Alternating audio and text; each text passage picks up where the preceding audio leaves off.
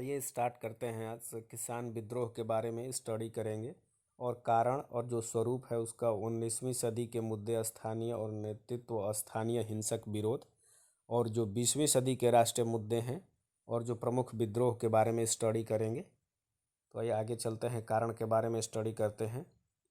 देखिए, कारण में पहला पॉइंट दिया गया है कि जो ब्रिटिश भू राजस्व नीति ने किसानों पर अत्यधिक लगान की राशि आरोपित की, तो साथ ही कृषि में जमींदार, साहूकार जैसे बिचौलियों का प्रवेश बढ़ा और जिनके शोषण से किसान पीड़ित हुआ।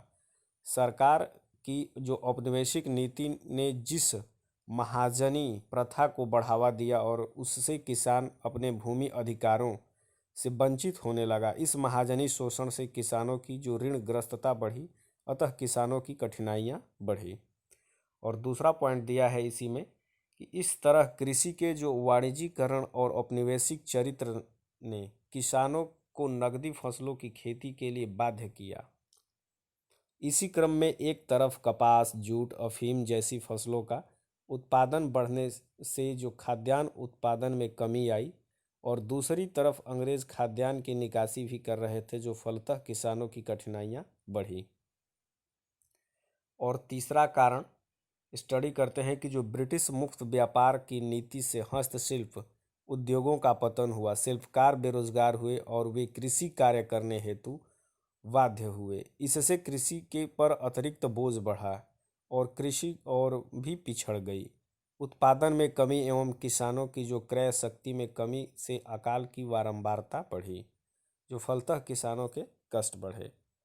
और कारण में चार नंबर पॉइंट है, देखते हैं यहाँ पे कि प्रथम विश्व युद्ध के समय जो भारत में बड़ी मात्रा में खाद्यान्न का निर्यात हुआ, अतः वस्तुओं की कमी से मूल्यों में वृद्धि हुई और दूसरी तरफ अत्यधिक जो भू राजस्व चुकाने के कारण किसानों की क्रय शक्ति कम हुई, अतः किसानों की कठिनाइयाँ बढ़ी। ये कारण थे।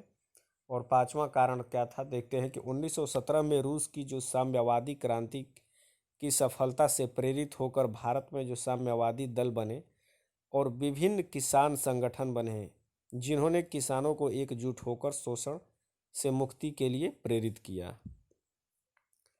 और पॉइंट नंबर 6 है कि गांधी के भारत आगमन के साथ ही राष्ट्रीय आंदोलन जन आंदोलन में परिवर्तित हो गया और जहां किसानों की मांगों की भी प्रमुखता से उठाया गया और इसी क्रम में किसान भी राष्ट्रीय आंदोलन से जुड़कर संघर्ष करने लगे।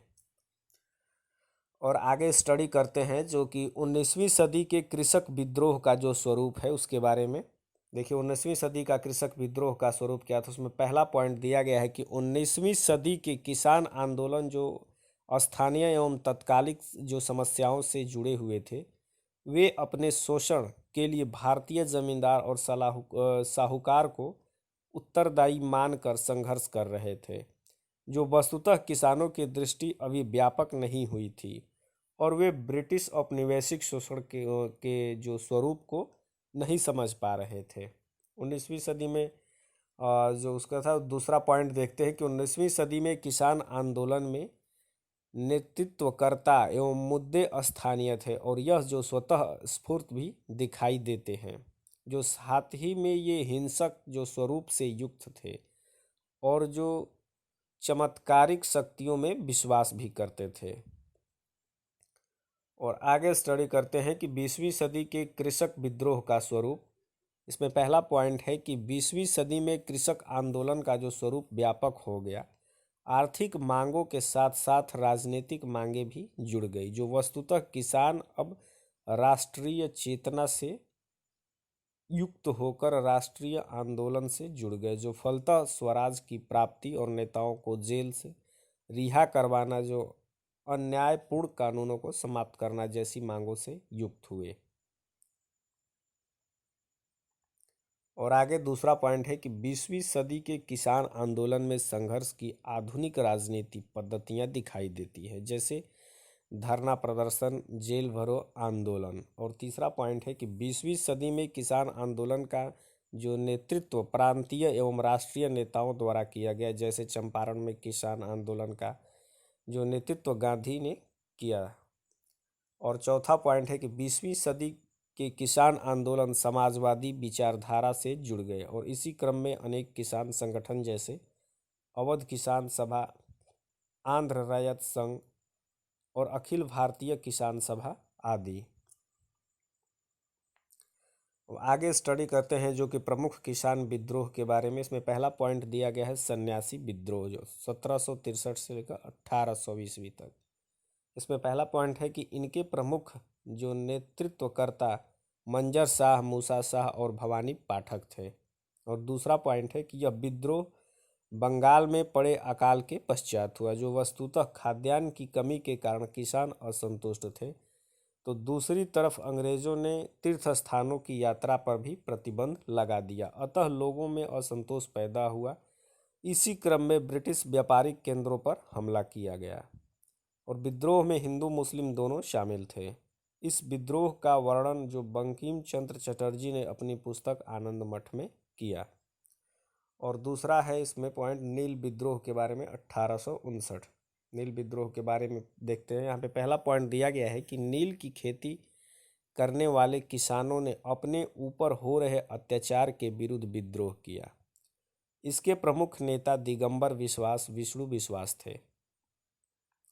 और दूसरा पॉइंट है कि बंगाल में नील उत्पादक ठेकेदारों ने किसानों को नील की खेती के लिए बाध्य किया। इसका उपयोग वस्त्रों को रंगने में किया जाता था, जो दरअसल जिस उपजाऊ भूमि पर चावल की खेती की जाती थी उस पर किसानों को नील की खेती के लिए बाध्य किया गया। और नील ठेकेदार जो किसानों का शोषण कर रहे थे, जैसे बलपूर्वक उनको भूमि से बेदखल करना, उनके पशुओं को जब्त करना और उनके घर एवं फसलों को नष्ट कर देना। अतः नील किसानों ने इस शोषण के विरुद्ध अपील की। इस क्रम में एक भारतीय अधिकारी हेमचंद्राकर के निर्णय से प्रेरित होकर किसानों ने आंदोलन शुरू किया।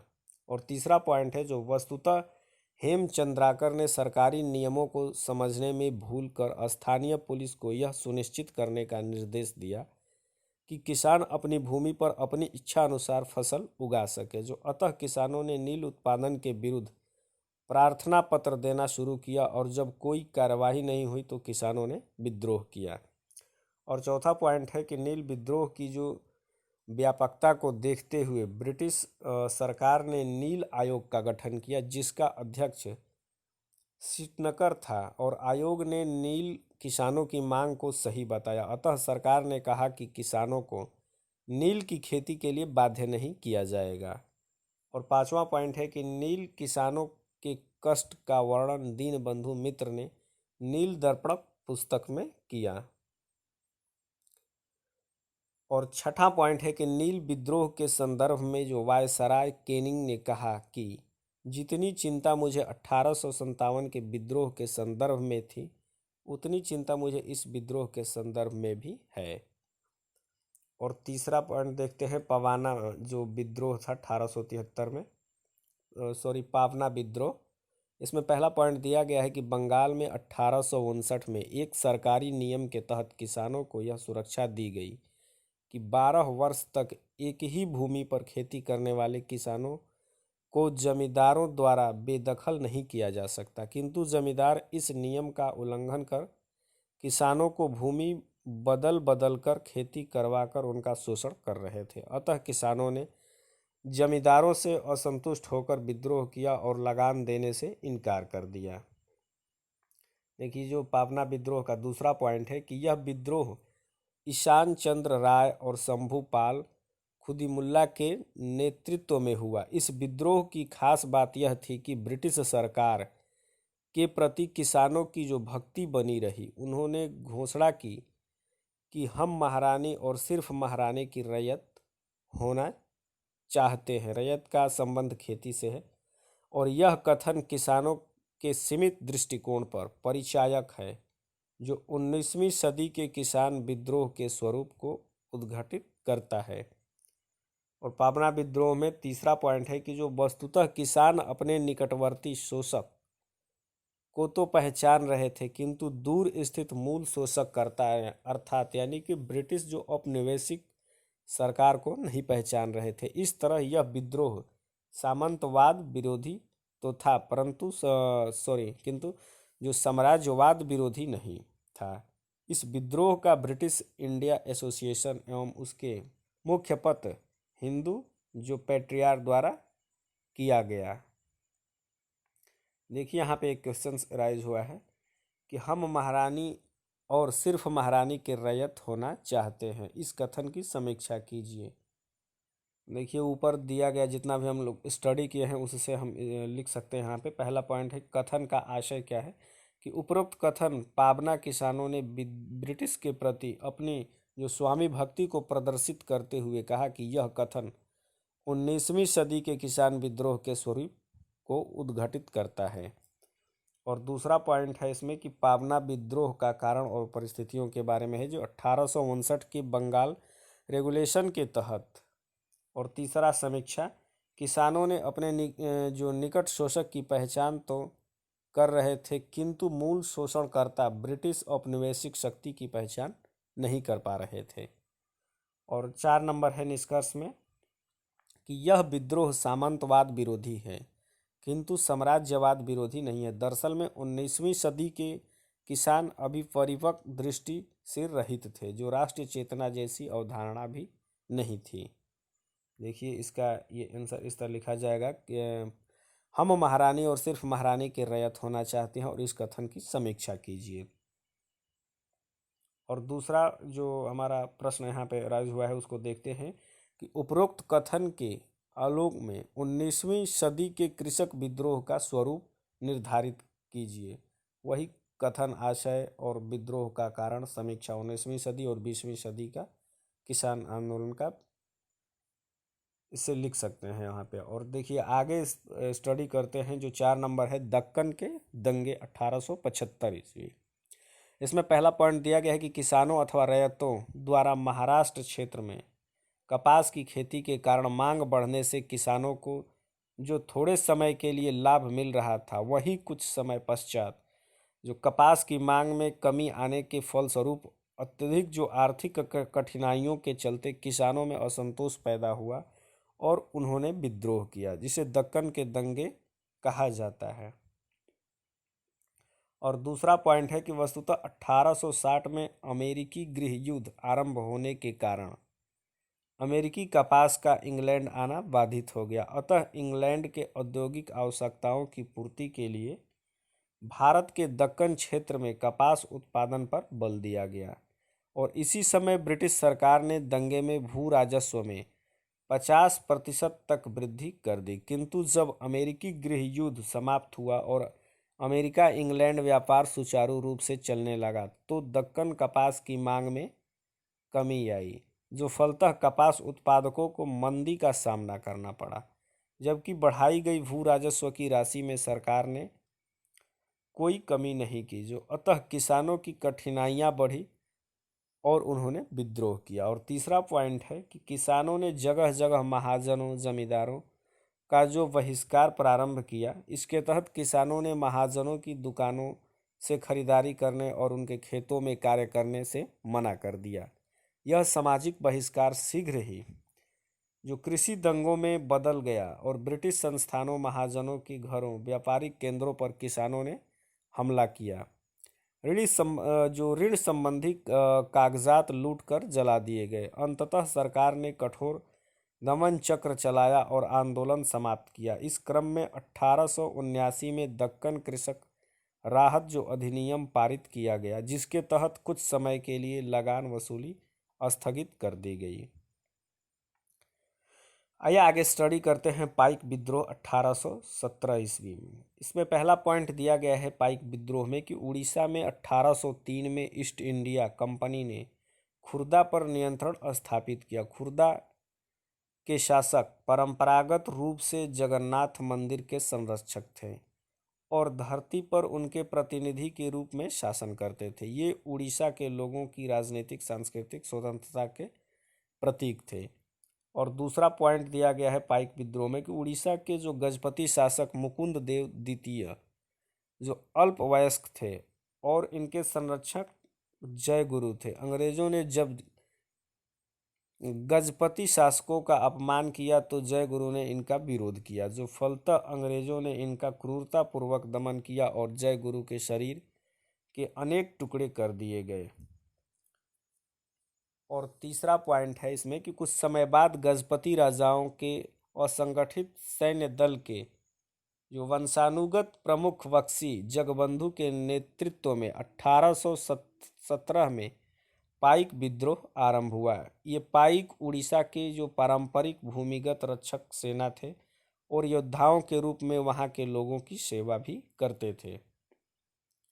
और इसमें चौथा पॉइंट है कि अंग्रेजों ने खुर्दा पर विजय प्राप्त करने के बाद पाइकों की लगान मुक्त भूमि हड़प ली और उन्हें भूमि से विमुख कर दिया, जो कंपनी सरकार द्वारा उनसे जबरन वसूली की गई और उनका उत्पीड़न किया गया, जो फलतः असंतुष्ट होकर जगबंधु के नेतृत्व में पाइकों ने विद्रोह किया और इस सस्य विद्रोह में अनेक अंग्रेज मारे गए, जो पुलिस थानों एवं राजकोष में आग लगा दी गई। यह विद्रोह उड़ीसा के अन्य क्षेत्रों में भी फैला, किंतु सरकार ने अंततः विरोध का दमन किया। और पांचवा पॉइंट इसमें है कि 2017 में इसके 2 वर्ष पूरे होने पर उड़ीसा सरकार ने इसके महत्व को उद्घाटित करते हुए इसे स्वतंत्रता का प्रथम संग्राम कहा। आइए आगे स्टडी करते हैं जो चंपारण सत्याग्रह का आंदोलन था 1917 में। इसमें पहला पॉइंट दिया गया है कि चंपारण में नील की खेती करने वाले किसानों की समस्या का समाधान करने के लिए गांधी के नेतृत्व में आंदोलन किया गया, जो वस्तुतः किसान तिनकठिया प्रथा के विरोध में आंदोलन कर रहे थे। नील बागान मालिकों एवं ठेकेदारों ने चंपारण के किसानों को भूमि के सर्वाधिक उपजाऊ 3 कट्ठे क्षेत्र पर नील की खेती करने के लिए बाध्य किया, जिसे 3 कठिया प्रथा कहा जाता है। और दूसरा पॉइंट है राजकुमार शुक्ल के आमंत्रण पर गांधी चंपारण पहुंचे और यहां आंदोलन का नेतृत्व किया। देखिए यहाँ पे नोट करने लायक पॉइंट है कि राजकुमार शुक्ल के आमंत्रण पे गांधी चंपारण पहुंचे और यहाँ के आंदोलन का नेतृत्व किया। आंदोलन के दौरान गांधी को रविंद्रनाथ टैगोर ने महात्मा कहा और आंदोलन के जो परिणाम स्वरूप सरकार ने एक जांच कमेटी बनाई, जिससे गांधी भी शामिल थे। कमेटी ने किसानों की समस्याओं और उनके आरोपों को सही बताया और इस क्षेत्र से तिनकठिया प्रथा का अंत किया। आइए आगे स्टडी करते हैं जो खेड़ा कृषक आंदोलन 1918 ईस्वी। इसमें पहला पॉइंट दिया गया है कि गुजरात के खेड़ा क्षेत्र में फसल नष्ट हो गई थी, किंतु लगान पहले की तरह ही वसूला जा रहा था, जो अतः किसानों की कठिनाइयां बढ़ी और ऐसे में मोहनलाल पांडे एवं शंकर लाल नामक स्थानीय नेताओं ने आंदोलन शुरू किया और गांधी भी इस आंदोलन से जुड़ गए। यहाँ जो विट्ठल भाई पटेल ने यह मांग रखी कि किसानों का संपूर्ण लगान माफ कर दिया जाए। अंततः गांधी के प्रयासों से सरकार इस बात पर सहमत हुई कि जो लोग स्वेच्छा से लगान दे पाएं उन्हीं से लगान वसूला जाए। और देखिए यहाँ पे मोपला कृषक विद्रोह 1921 ईस्वी, इसके बारे में स्टडी करते हैं। देखिए मोपला के बारे में देखिए मुस्लिम और कृषक जैनमी हिंदू जमींदार, इसके बारे में देखते हैं। मोपला कृषक विद्रोह के बारे में कि केरला के मालाबार में मोपला कृषक जो मुस्लिम थे, उन्होंने हिंदू जैनमी यानी जमींदार के विरुद्ध विद्रोह किया। जो विद्रोह का मूल कारण जमींदारों द्वारा किया जा रहा किसानों का आर्थिक शोषण था, किंतु इस विद्रोह को हिंदू मुस्लिम संघर्ष अर्थात सांप्रदायिक संघर्ष का रूप दे दिया गया। और आगे स्टडी करते हैं जो बारदोली सत्याग्रह के बारे में 1928 ईस्वी।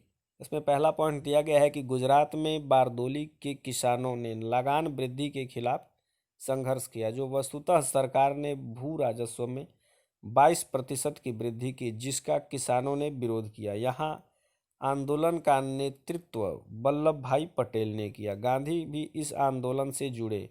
अंततः सरकार ने राजस्व वृद्धि को घटाकर 6% कर दिया। और देखिए जो बारदोली सत्याग्रह आंदोलन के बारे में दूसरा पॉइंट है कि बारदोली सत्याग्रह के दौरान जो मैक्सवेल की अध्यक्षता में गठित जांच समिति ने लगान में कमी का निर्णय लिया और इस समय बॉम्बे का गवर्नर जो विल्सन एवं भारत का वायसराय इरविन था।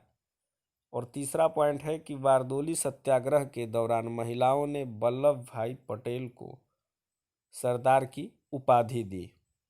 और इसमें चौथा पॉइंट है, आंदोलन में शामिल जो काली पराज जनजाति का नाम गांधी ने रानी पराज कर दिया। देखिए इंपॉर्टेंट पॉइंट है कि आंदोलन में शामिल जो काली पराज जनजाति का नाम जो था गांधी ने रानी पराज कर दिया।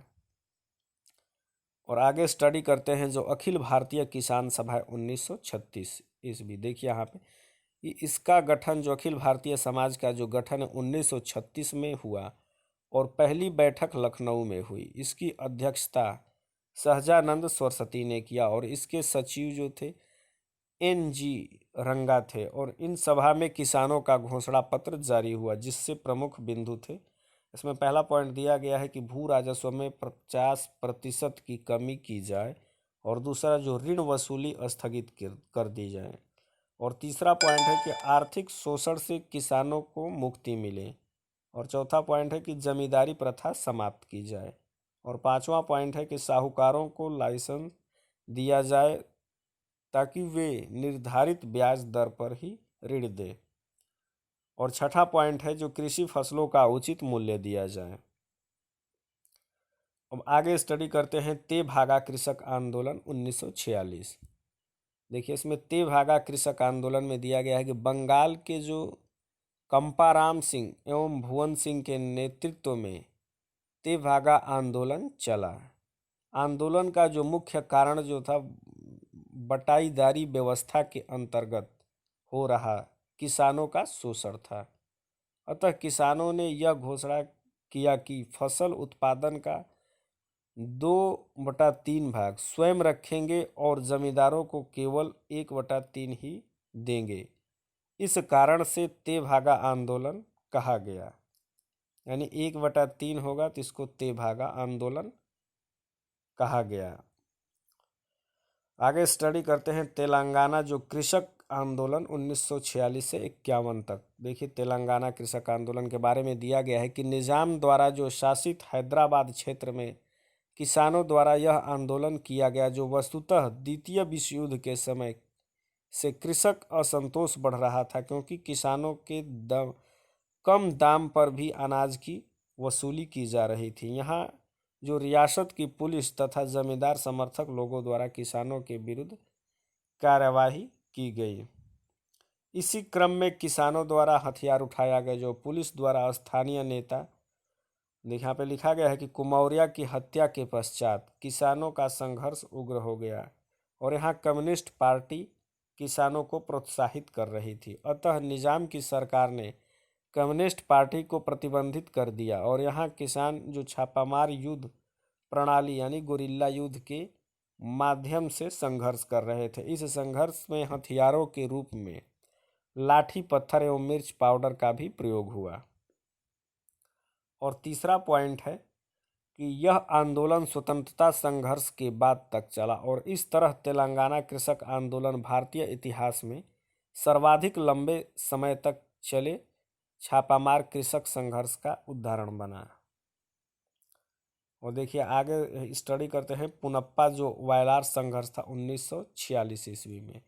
देखिए पुनप्पा के बारे में दिया गया है पहला पॉइंट कि यह केरल के अल्लेपी जिले में पुनप्पा वायलार स्थान पर किसान एवं मजदूरों ने अपने शोषणकर्ता जमींदारों के विरुद्ध संघर्ष किया। इसके बारे में कुछ ज़्यादा नहीं लिखा गया है। और आगे है कि श्रमिक मजदूर आंदोलन। इसके बारे में देखते हैं कि जो श्रमिक मजदूर आंदोलन था, इसमें पहला पॉइंट दिया गया है कि भारत में जो औद्योगिक विकास सीमित था, फिर भी एक श्रमिक वर्ग का उदय हुआ जो पूंजीपतियों के शोषण के शिकार हुआ। पूंजीपतियों के शोषण का शिकार हुआ। और दूसरा पॉइंट दिया गया कि भारत में श्रमिक वर्ग के 2 तरीके के शोषण का सामना करना पड़ा, जो एक तरफ जो उपनिवेशिकवादी राजनीतिक जो शोषण और तो दूसरी तरफ विदेशी एवं भारतीय पूंजीपतियों के शोषण का सामना करना पड़ा। ऐसी स्थिति में भारतीय श्रमिक आंदोलन राष्ट्रीय स्वतंत्रता संघर्ष का भी हिस्सा बन गया।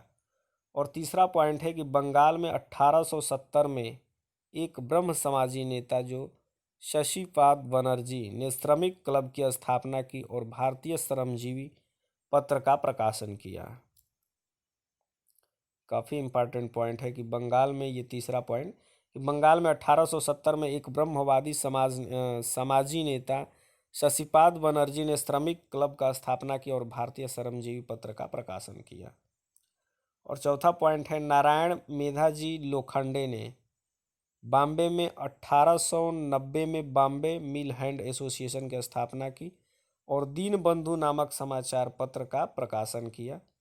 देखिए ये भी काफ़ी इम्पोर्टेंट है कि नारायण मेधाजी लोखंडे बॉम्बे में 1890 में बॉम्बे हैंड मिल एसोसिएशन की स्थापना की और दीनबंधु नामक समाचार पत्र का प्रकाशन किया। और यहीं से भारत में मजदूर आंदोलन की शुरुआत मानी जाती है। और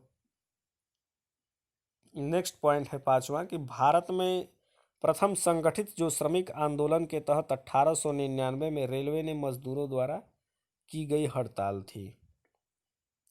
और छठा पॉइंट है कि श्रमिक नेताओं ने जो अश्वनी कुमार बनर्जी और प्रभात कुसुम राय और जो प्रेमतोष बोस एवं अपूर्व घोष का नाम उल्लेखनीय है। इसमें देखिए इम्पोर्टेंट है श्रमिक नेताओं का नाम। और सातवां पॉइंट देखते हैं कि बंगाल विभाजन के विरोध में बंगाल में हावड़ा में वन कंपनी में यानी 12,000 श्रमिकों ने 16 अक्टूबर 1905 को हड़ताल की और इसी दौरान दक्षिण भारत में जो सुब्रमण्यम अय्यर के नेतृत्व में हड़ताल का आयोजन हुआ। और आठवां पॉइंट है, 1908 में तिलक की गिरफ्तारी के विरोध में बॉम्बे के कपड़ा मिल मजदूरों ने हड़ताल की। यह मजदूरों की पहली राजनीतिक हड़ताल थी। और नौवां पॉइंट है, 1918 में स्थापित मद्रास श्रमिक यूनियन भारत में प्रथम ट्रेड यूनियन थी। इसके संस्थापक जी रामानुजुल एवं जी चेल्वीपति चेट्टी थे।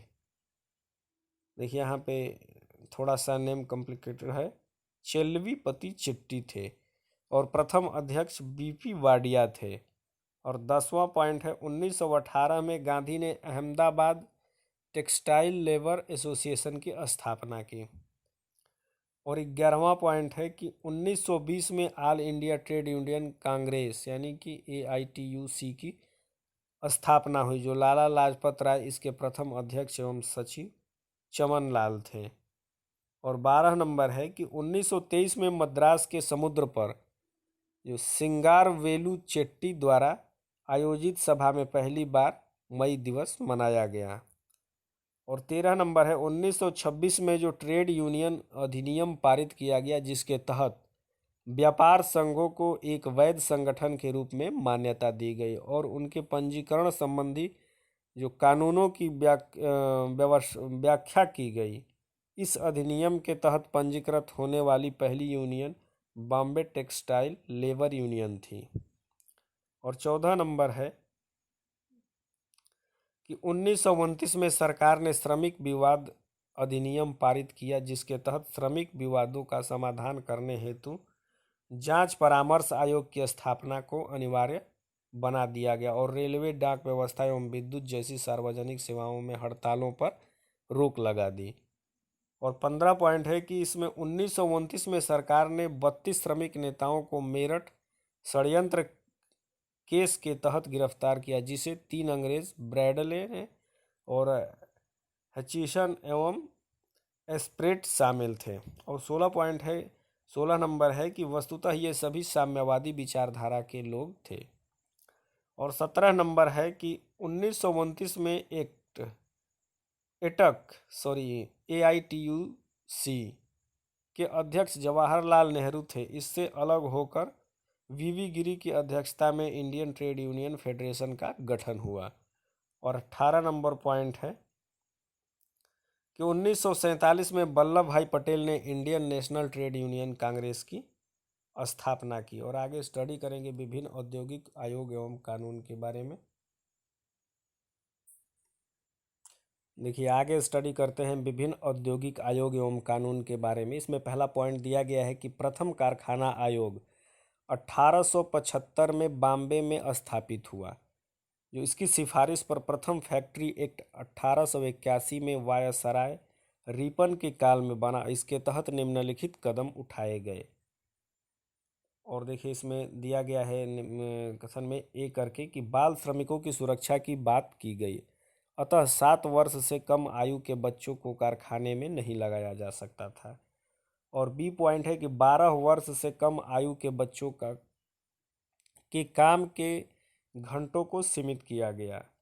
और इसमें दूसरा पॉइंट है कि दूसरा कारखाना आयोग 1884 में बना और इसकी सिफारिश पर 1891 में दूसरी जो फैक्ट्री एक्ट पारित हुआ, जिसके निम्न प्रावधान थे, जिसमें पॉइंट ए करके दिया गया है और बी सी कि प्रत्येक कर्मचारी के लिए सप्ताह में 1 दिन पूर्ण अवकाश तथा प्रतिदिन दोपहर में आधे घंटे के अवकाश की बात की गई। और बी है कि बच्चों के कार्य करने की जो न्यूनतम उम्र 9 वर्ष निर्धारित की गई। और सी जो है, यह अधिनियम स्त्रियों की स्थिति में सुधार से संबंधित था और उनके लिए यहाँ पे लिखा गया उनके लिए कि 1.5 घंटे मध्यावकाश यानी कि 1/1/2 यानी 1.5 घंटे मध्यावकाश की व्यवस्था की गई तथा स्त्रियों को 11 घंटे से अधिक कार्य करने पर प्रतिबंध लगा दिया गया।